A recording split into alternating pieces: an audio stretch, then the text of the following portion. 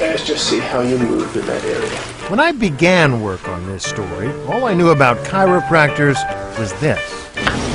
And this. Good. And of course, this. Here you go. Now come and get us. So you can just imagine my horror at the thought of infants and toddlers coming in for an adjustment. This baby is just 4 months old. Dr. Beth Forgosh works in the trendy Soho neighborhood in Manhattan. She's an experienced hand with moms Hold. and kids. Okay, kiddo, relax your leg down. She's quick to point out that kids are not her specialty, but she has a gentle touch, and the moms keep bringing him in. You're not bending them like a pretzel. Not bending them like a pretzel, not doing anything that's threatening them in any way. It's just a very nurturing application. About the only thing that doesn't look very nurturing is that metal tool there, kind of like a dentist's syringe. This is a tool, it's called an activator. It was developed by a chiropractor. It's a light tap in here.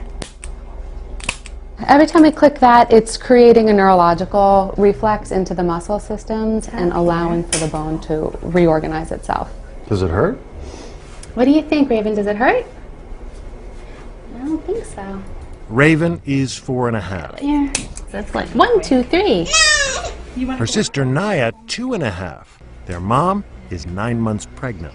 The early stages of a child's life from birth to 4 or so is really formative for them in many ways, physically as well as mentally. And how soon after you give birth will you come back in here?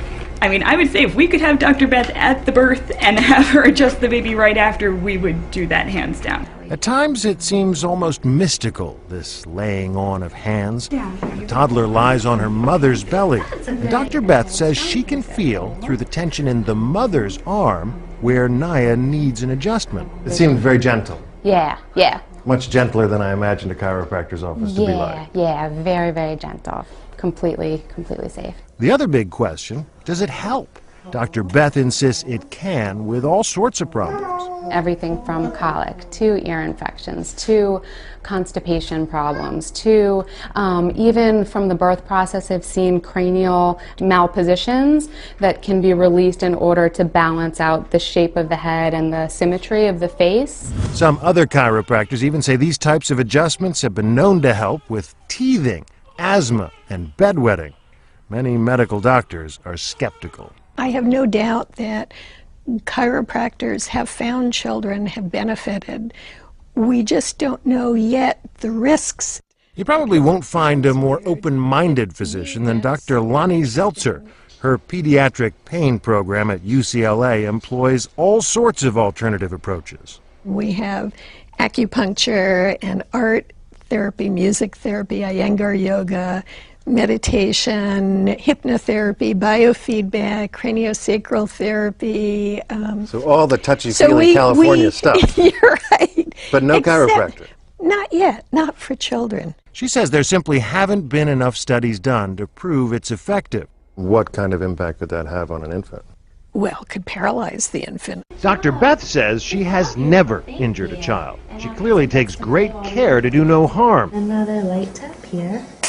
The parents who bring their kids to her have no qualms, but they are aware of the skepticism. Well, my parents were in shock, of course, and they thought that it was like child abuse. So I think they thought it would be more harmful than beneficial. After the first visit, it was a completely different baby. He was all relaxed, he was all calm, with a completely different look on his face. The face changed and he slept through the night. And Dr. Beth, she acknowledges chiropractic care is not for everyone. Nobody's forcing anybody into chiropractic care. It's just it's an available tool. But she encourages people, including the parents of young kids, to keep an open mind. I'm David Wright for Nightline in New York.